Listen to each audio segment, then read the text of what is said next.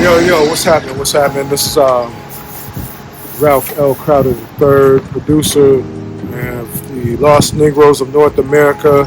As you can see, I'm live on 96 and Broadway, right in the heart of the city. That city would be in Manhattan. And I'm at a very important place right now. We are bringing the Lost Negroes of North America to this city. We love what we just saw, right? This is important history for us, right? The Lost Negroes of North America. I had chills. This was a good look. Powerful.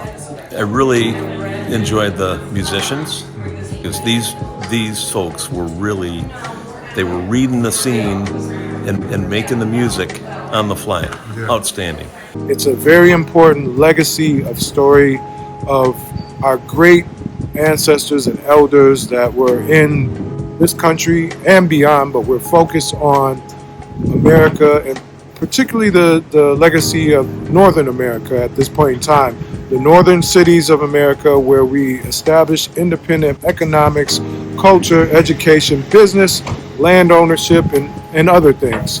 From the 10-year window of 1945 to 55, I think this film is very important, not only about the city of Minneapolis and ironically the footage of the same neighborhood where George Floyd lost his life, but it's also a story of thriving, intelligent, creative, and spirited people that in the face of so much adversity overcame all kinds of obstacles to establish independent black communities. The Lost Negroes of North America, December 14th, 2025, in the big city underneath the lights, cameras, and action, Manhattan, New York.